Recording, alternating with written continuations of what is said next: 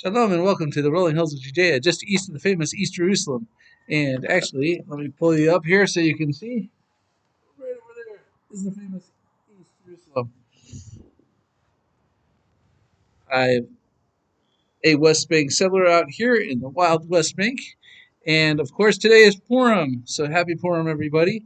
The as you know, as I hope you know, that we dress up in costumes on Purim, and we have a big meal. We have a little bit extra to drink, and it's all fun. And today is like the first day, pretty much, that you could really sit outside for any length of time.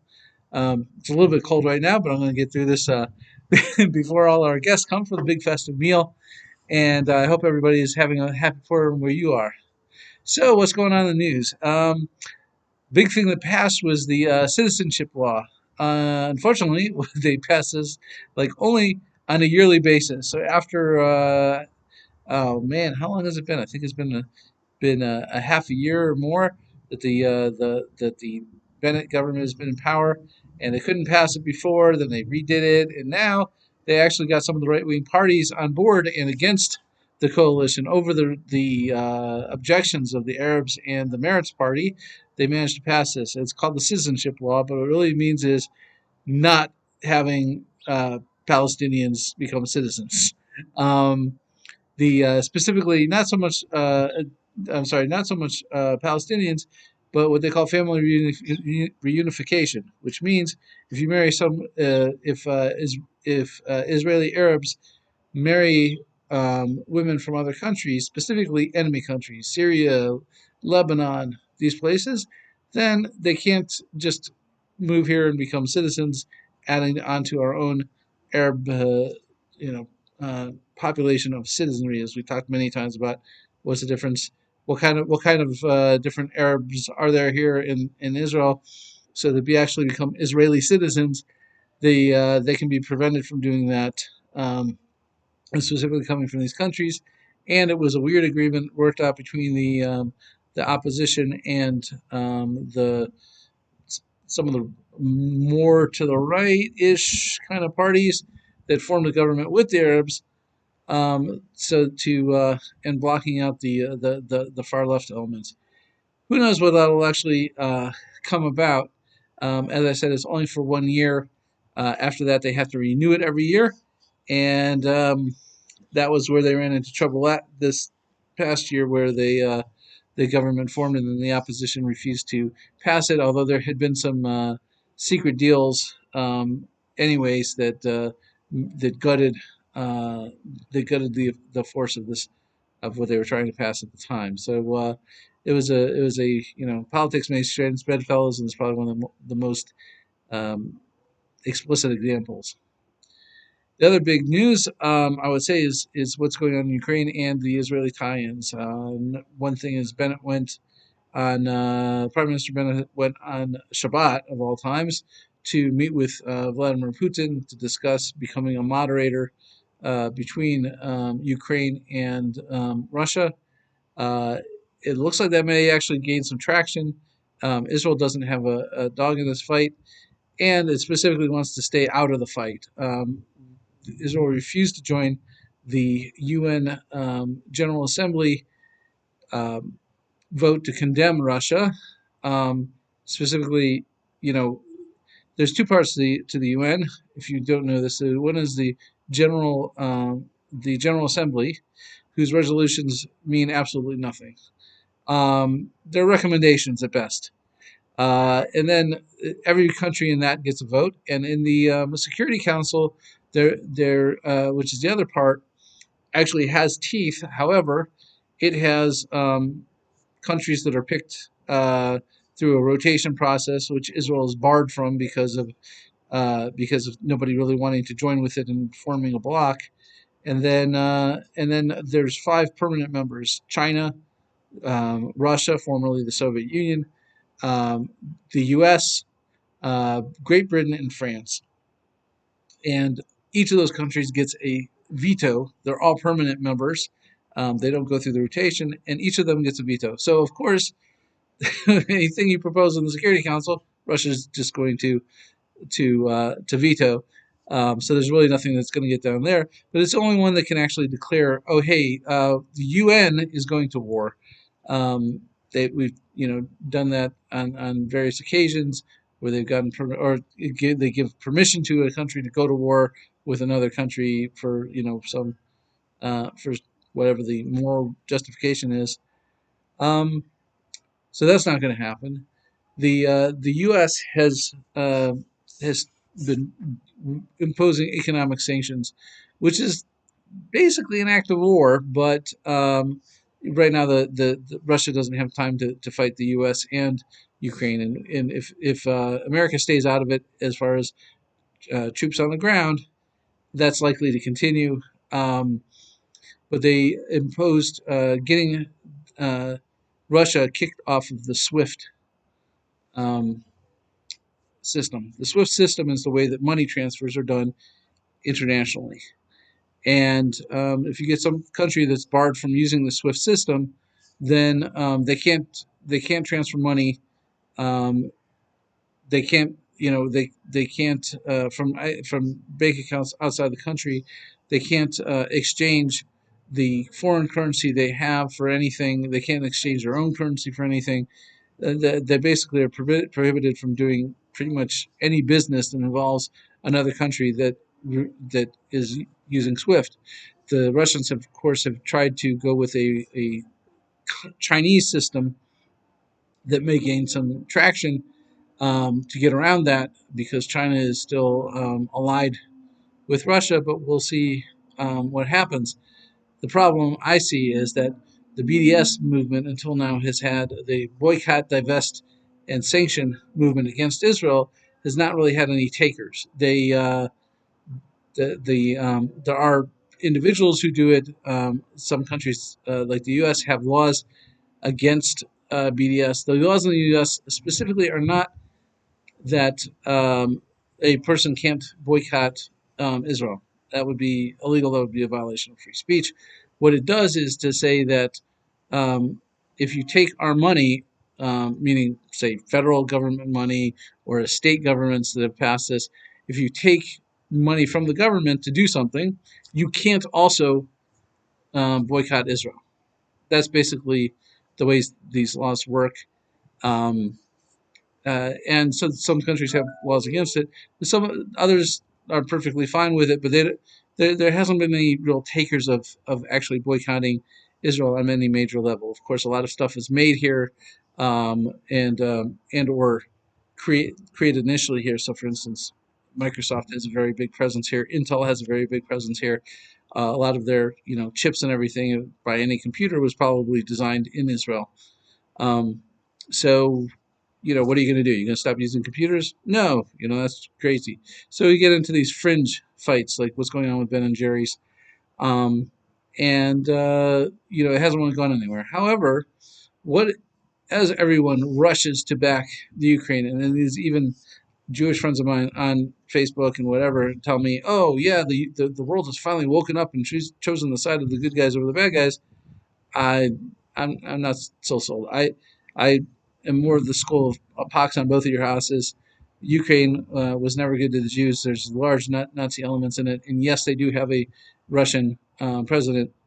On the flip side, Russia under Vladimir Putin is very good to the Jews, um, pretty pro-Jewish, um, and even though they're backing Syria, but they also give Israel somewhat a free hand to go and knock out Iranian influences in Syria.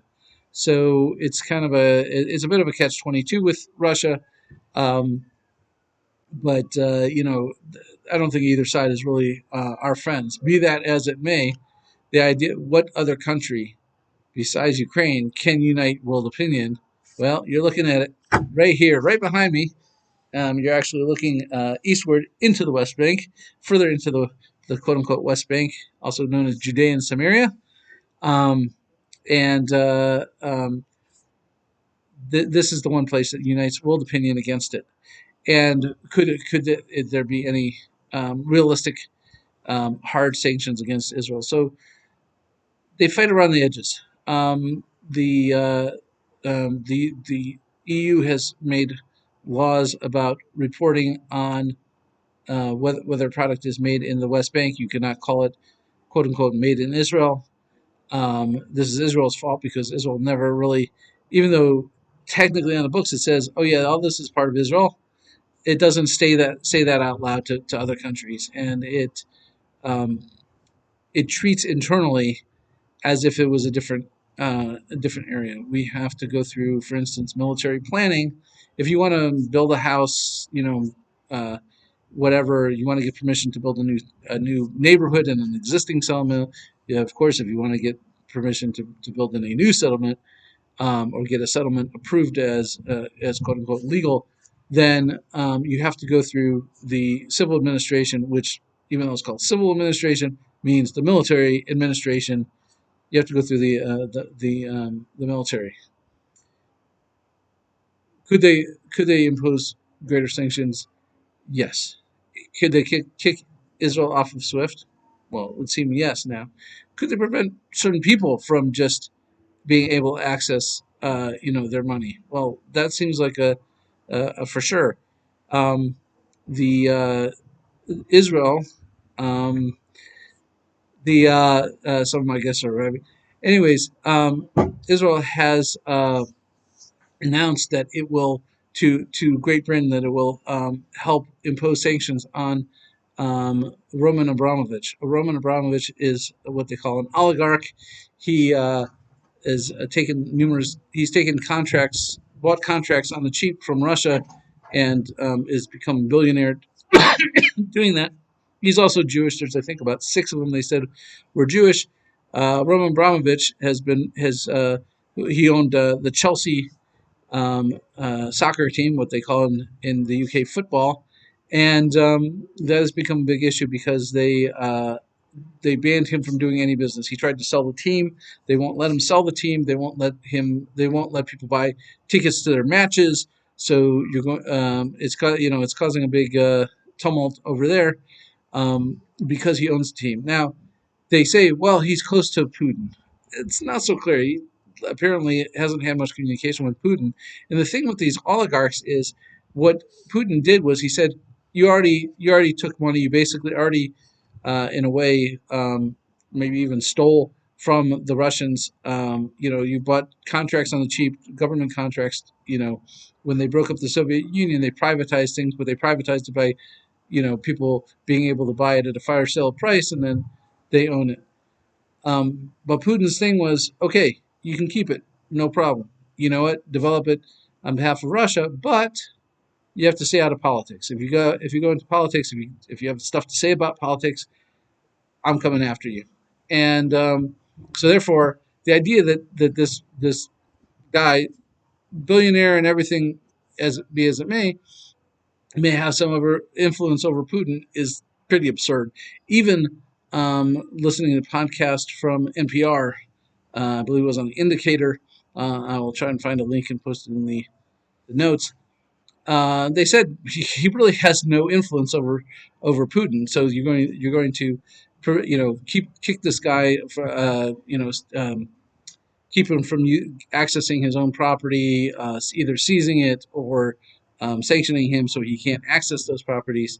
The problem is that Roman Abramovich, because of being an owner of the Chelsea football team in England, has gone around and gotten whatever other citizenships he might be eligible for, including Israeli. So he is an Israeli citizen, and right now the Israeli government is saying that it may prevent, back the UK with no court or anything overseeing it, may back sanctioning a private citizen, and a private citizen specifically of Israel. Now, as far as I can tell, they haven't actually done anything yet, but who knows? As far as the sanctions, I also wanted to point out that the EU does already what it can to with its own citizens, as far as trying to uh, pressure Israel financially. And this is what I was saying about going after like private citizens. Now they would not look at it this way, but speaking to a Dutch citizen who lives here, if you live in the Yehuda and Shomron, like I do, then your pension is cut if you are a Dutch citizen and you get a pension from the EU. So they have an agreement with Israel that somebody who lives in Israel is does not have to pay taxes because they have a treaty that's a social security agreement that you either have social security from one country, you have social security from another country. They have a treaty between them, but they say, well, we've decided that this area is not part of Israel, so therefore you don't qualify, and therefore if you move just over the other side of Jerusalem. And God only knows where they draw the line. Until President Trump, all of Jerusalem, including the western side that has been under Israeli rule since 1948, was not conquered in 1967. There was a side of half of Jerusalem belonged to the Jews before 1967, and half of it was occupied by Jordan against every other country's wishes and against what they called international law at the time. Jordan occupied it, but the half that was on the western side was not by the U.S. was not recognized as part of Israel. You could be born in Shari Tzedek Hospital on the western side, part of 1948 Israel, and you would have Jerusalem in your passport with no country listed because you were not born in Israel according to the U.S. Um, Anyways, that's the way it goes. So the Dutch government, if you move a few miles to the west, hey, you're good. No problem. You get your full pension. You move over on this side, yeah, we're going to cut that out. Who knows how long it will be before they say let's cut it out completely. Well, as my guests have started to arrive, I wish everyone a Chag Sameach, Purim Sameach, and Shabbat Shalom.